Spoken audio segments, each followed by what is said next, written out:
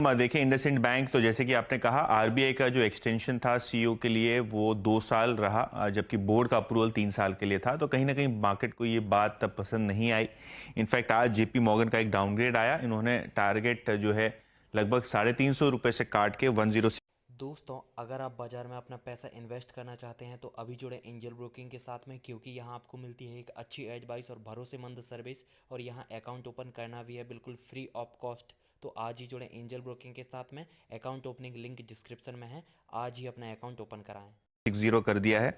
इनको लगता है कि जो टाइटर लिक्विडिटी सिनेरियो है, ब्याज दरें जिस हिसाब से बढ़ रही हैं, शायद उतना एडवांटेज इंडसइंड बैंक को ना हो जितना पहले हो सकता था।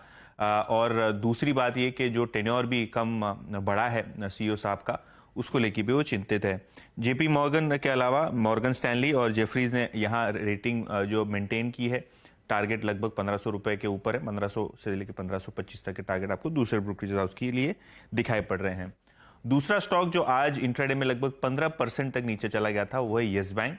ऑब्वियसली इंट्राडे थोड़ी बहुत रिकवरी यहाँ प्ले आउट होती हुई नजर पड़ी है, लेकिन आज से 3 साल पहले आपको सरकार का एक नोटिफिकेशन दिखा होगा जहां बैंक की रिकैपिटलाइजेशन और रिस्ट्रक्चरिंग का प्लान अनाउंस हुआ था, जहां पीएसयू बैंक से लेकर प्राइवेट सेक्टर बैंक्स ने प्रेफरेंशियल इशू में शेयर खरीदे थे, और जो रिस्ट्रक्चरिंग के पहले के शेयर होल्डर्स थे उनकी 75% इक्विटी लॉक इन थी।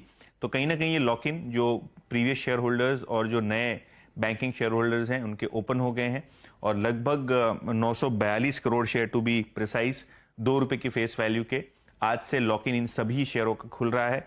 अगर हम शेयर होल्डिंग पैटर्न की बात करें तो एसबीआई लगभग 26% से थोड़ा ज्यादा हिस्सा उनके पास है।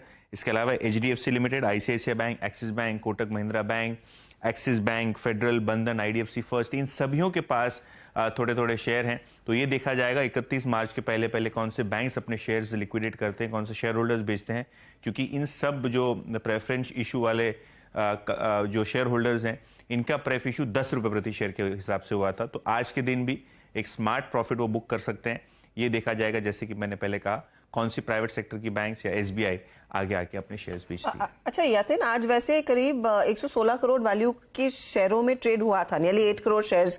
तो आज कुछ खुलासा हो पाएगा क्या कि किसने बेचा है? तो देखिए हर्षदा, जो एक्सचेंज का मैकेनिज्म है, 5% से ज्यादा जिसके पास भी शेयर होल्डिंग होगी वो डिस्क्लोजर तो लाइव आ जाएगा। रॉयटर्स की न्यूज रिपोर्ट आई थी कि शायद एसबीआई सोच सकता है कि अपना थोड़ा हिस्सा मार्केट में बेचा जाए, किसी को प्लेस किया जाए। बट हाँ, जो एलआईसी, एसबीआई जैसे शेयर होल्डर हैं, अगर उन्होंने एक भी शेयर बेचा तो शायद डिस्क्लोजर आ सकता है।